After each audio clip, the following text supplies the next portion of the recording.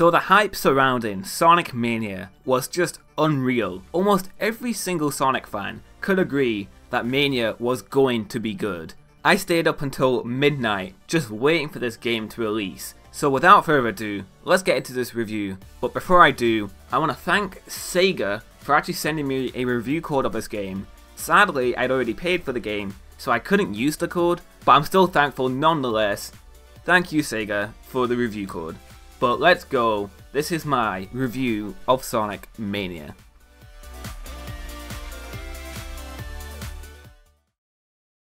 First, let's go over the graphics of the game. This is a 16-bit styled game that just looks absolutely amazing. If you go back to the Genesis / Mega Drive titles, you will see the difference. It might not look like it at first glance, but this game is a huge step up from the Genesis counterparts. There's so many tiny details. The game runs at a silky smooth 60 frames per second. The animations, the frames, it's absolutely amazing. It's so detailed and vibrant, colourful. It just all pops. It looks amazing. Definitely one of the best looking 2D Sonic games ever. It's just amazing. It looks really nice. So no complaints when it comes to the graphics of the game. It all looks good. Now let's get onto the music, and oh my god, this music is absolutely incredible. Every single track on this soundtrack is a hit. Every single one. There is not a single track on this soundtrack that I dislike. Every song is just amazing. I have the soundtrack, I listen to it all of the time while just doing regular routines and everything. So many memorable hits. The news ones especially are just so good. Mirage Saloon Act 2 is such a good song. It's just so catchy, so memorable, and how can I forget to mention Studiopolis, one of the most memorable Sonic songs in the entire franchise, in my opinion. It's just all amazing. T. Lopes, the composer for this soundtrack, he is a god. I swear, he is an absolute god. So kudos to you. This soundtrack is amazing, and I'm going to say it right now, this is my favourite Sonic the Hedgehog soundtrack in the entire franchise. I don't care if that's controversial or not, but it's honestly how I feel at this moment. Now let's get into what is arguably the most important aspect of a video game, and that is the gameplay. How does this game play? And I'm happy to let you know, guys, this game plays wonderfully. If you played the Genesis games, you'll be right at home with this game. It controls perfectly. It has the momentum-based physics that classic Sonic is known for. You can roll down hills and gain speed. You can use the hills to jump higher. You can do that cool little trick where you go through a loop and you jump and you gain the speed from the slope from the bottom of the loop. So if you enjoyed how the Genesis games played, you are going to love how Sonic Mania plays, because it's just absolutely pitch perfect. Christian Whitehead, you did an excellent job with your retro engine. So thank you, Christian Whitehead, for making classic Sonic absolutely spot on perfect when it comes to the gameplay. I also need to mention the special stages for the game. Now, these are very similar to Sonic CD's special stages, where you're chasing a UFO, which has the Chaos Emerald, you collect the blue orbs to go faster, and you collect rings to get more time. You have to get used to them first, but once you get used to how they control, these special stages are my favourite special stages in the entire franchise. They're not cheap, they're actually completely fair in every way, and once you get to the last one, it gets really easy because you've mastered the controls so well. So these are definitely my favourite special stages in the franchise.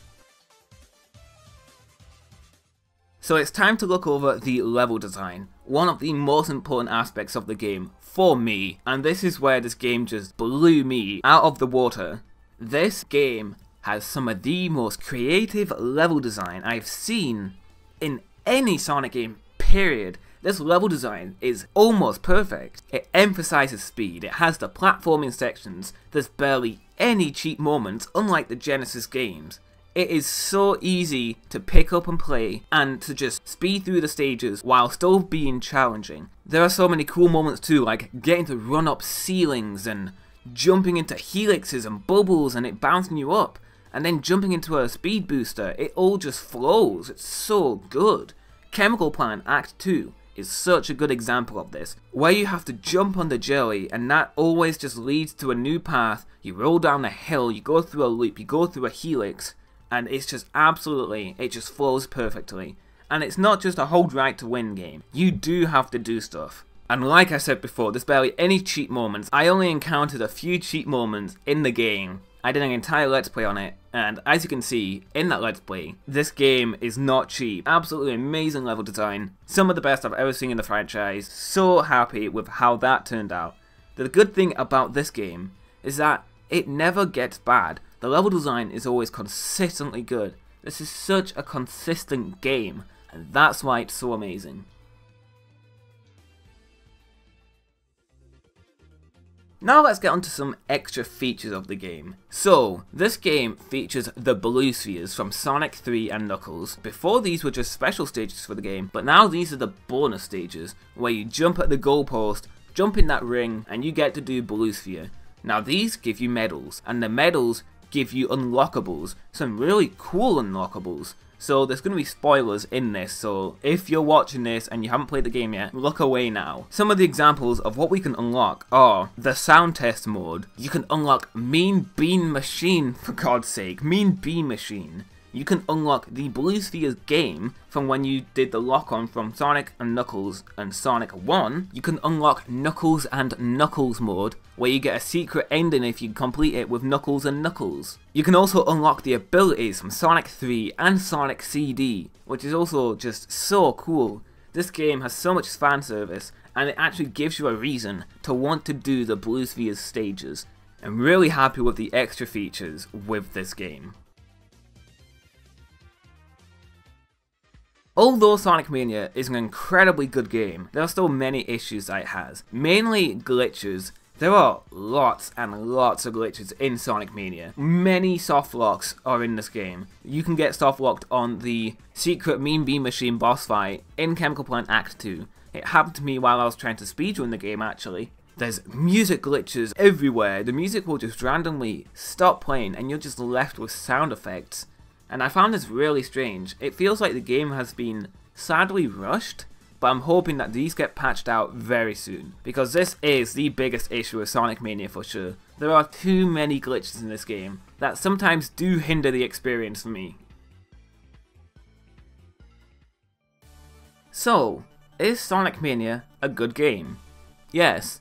Is Sonic Mania a great game? Yes. Is it the best Sonic game I've ever played? Yes, it is. Sonic Mania is now my new favourite Sonic the Hedgehog game. This game is outstanding. I want more classic games like this. If any of you at Sega are listening to this video, please, this is what the fans want. This is what we need. Sonic Mania is just amazing, almost perfect for me. And that is my thoughts on this game. I hope you'll enjoy this review, guys. Let me know what you think of Sonic Mania in the comments below. Thank you all for watching, and I'll definitely make sure to catch you all later.